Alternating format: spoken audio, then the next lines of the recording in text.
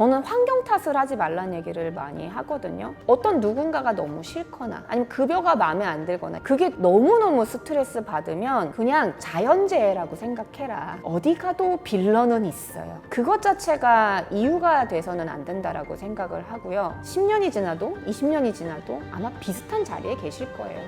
네, 안녕하세요. 저는 오순영입니다. 그 당시에는 테헤란밸리라고 많이 얘기했는데요. 지금은 없어진 벤처에서 한 3년 정도 있었고요. 그리고 나서 판교 테크노밸리에서 한글과 컴퓨터에서 18년 정도를 R&D 개발, 제품 만드는 일을 했었었고요. 그 다음에 이제 여의도 금융권으로 넘어와서 KB국민은행에서 2년 정도 금융 AI 업무를 했습니다.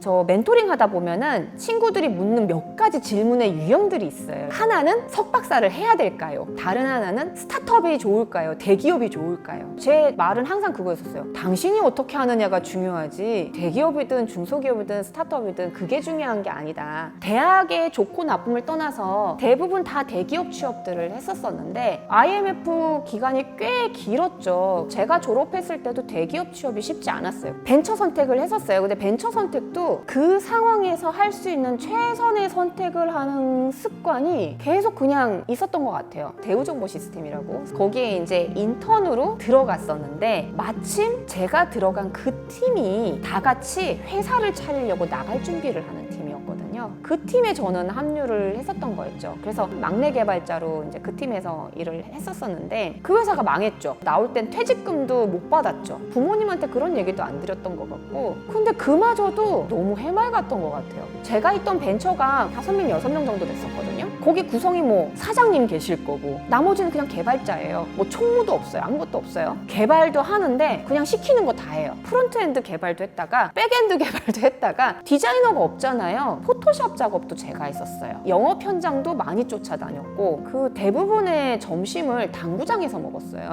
그 소수 인원이 다들 사고를 너무 좋아하셔가지고 그럼 전 거기서 짜장면을 먹는 거죠. 근데 거기에 대해서 뭔가 우리 회사가 너무 조그매서 막 이런 생각을 했던 게 아니라 직무에 대한 거 이럴 수도 있구나도 있고 점심을 이렇게 당구장에서 먹는 건 나밖에 없을 거다라면서 먹기도 하고 그 신입의 약간 여리여리한 타이밍에 전 되게 잡초처럼 자랐어요. 정말 막 굴렀다라는 표현이 맞죠. 그렇게 3년을 경험하고 나니까 그 다음에 한글과 컴퓨터를 가고 뭐 KB국민은행을 가고 잘 갖춰진 환경 여기서는 어땠겠어요. 그 3년이 저한테는 엄청 소중한 경험이었고 진짜 인생에 대한 어떤 축소판? 약간 그런 것들을 다 경험한 거죠. 저는 환경 탓을 하지 말라는 얘기를 많이 하거든요. 어떤 누군가가 너무 싫거나 아니면 급여가 마음에 안 들거나 그게 너무너무 스트레스 받으면 그냥 자연재해라고 생각해라. 지금 잘 되신 분들 처음부터 뭔가 다 갖춰진 환경에서 모든 거를 누려가면서 한 사람은 아무도 없는 것 같아요. 환경을 바꾼다고 해서 그게 또 되느냐? 그렇지 않은 것 같아요. 그것 자체가 이유가 돼서는 안 된다라고 생각을 하고요. 아주 안 좋은 환경 안에서도 내가 칠 수 있는 나의 어떤 가드레일, 울타리가 있을 수 있거든요. 일단 노하우라고 하면은 호기심 충만하고 뭐든 좀 재밌게 하는 성향이 있고 재미가 없으면 내가 재밌게 만들지라는 생각을 했었던 것 같아요. 그래서 사실은 왜 이직 고민을 하지 않았느냐? 너무 재밌어서 눈을 돌릴 틈이 없었어요. 어떤 개발 문화도 만들고 어떤 양식도 만들고 어떤 프로세스도 만들고 그러면서 좀 재밌게 일을 했던 것 같아요.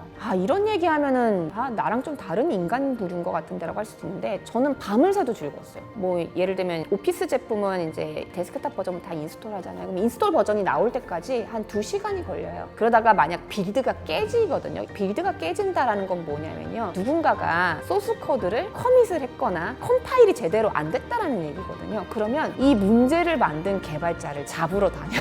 탐정놀이를 합니다. 도대체 누구 때문에 이 문제가 생겼었을까? 그 과정 자체를 마치 무슨 시트콤의 어떤 에피소드처럼 했다고 해야 되나? 어제에 있었던 일과 오늘의 다른 일이 하나라도 있으면 저는 그게 즐거웠어요.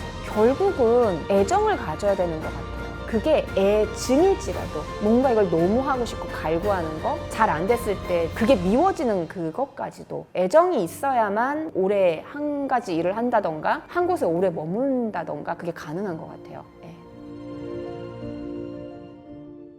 일할 때 저는 한번 시뮬레이션을 머릿속으로 좀 돌려봐요. 그 일의 주제가 미션이 보스나 위로부터 떨어지면 최적의 범위를 정의를 해요. 더하지도 않고 덜하지도 않고 정확하게 원하는 걸 하는 게 되게 중요하다고 생각하거든요. 100% 해야 되는 일을 150% 하려는 것도 저는 맞지 않다고 봐요.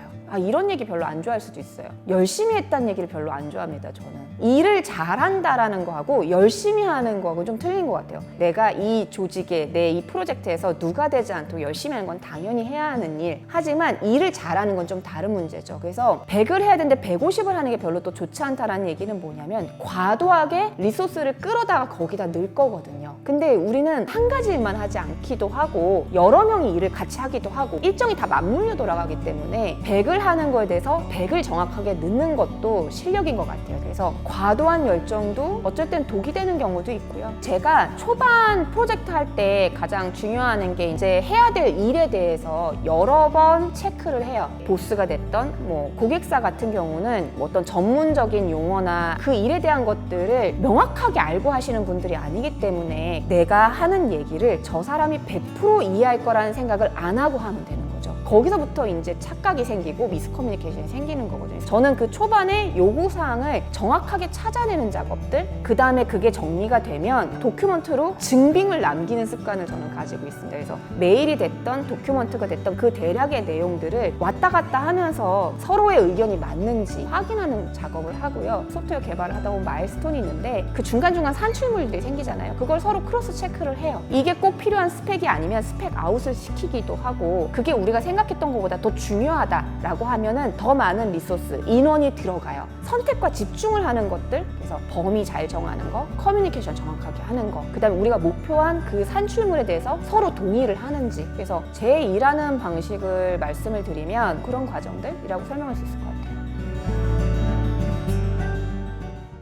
제 전전 직장이 한글과 컴퓨터인데 이제 모바일 시대로 가면서 이 커다란 한컴 오피스라는 프로그램이 이제 모바일로 가야 되는 시기가 있었어요. 그 시기를 놓치면 안 된다, 끝난다라는 생각을 가지던 어떤 위기의식이 있던 때가 있었고 정말로 회사에서는 이제 사활을 걸어서 많은 인원이 들어갔었고 개발은 저희가 하지만 검증은 삼성전자 안에서도 이제 국내에서 이제 검증을 하는 팀들도 있었고 인도 쪽에서도 또 검증을 하는 팀들이 있었거든요. 그러면 인도는 저희랑 시간대가 반대잖아요. 진짜 3일 밤을 샜던 것 같아요. 그때 혼자 사무실에서 잠들어서 세콤인가요? 제가 있는지 모르고 잠그고 갔고요. 저는 졸다 깨가지고 경비업체에서 오셨었어요. 그 정도로 자리를 지켰었어요. 그렇고 나면은 할 만큼 했어 라는 게 생기는 거죠. 그래서 그러니까 정해진 시간보다 뭔가를 더 하면 이거를 뭔가 잘 해내고 싶구나 라고 생각하는 게 아니라 쟤 욕심 있네, 그거를 좀 이렇게 약간 꽈서 이런 생각을 많이 하거든요. 그러면은 평생 어정쩡한 위치에서 어정쩡한 일을 하면서 전문성도 없이 살겠다